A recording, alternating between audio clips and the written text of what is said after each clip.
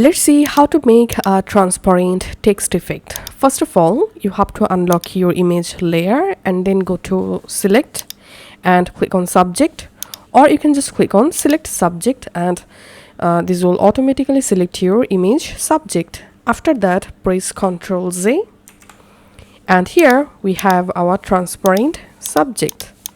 Now select the text tool and simply write here your text. And you can select your entire text and go ahead and you can just change your text color as well from here. Click on OK and you can also change your font. Now select the selection tool and increase the text size just like this.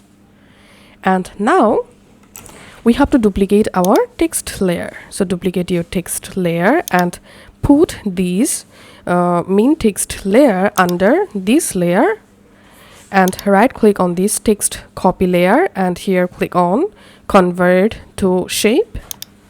And then in this tool section you have to select this rectangle tool and then fill color, disable fill color and stroke.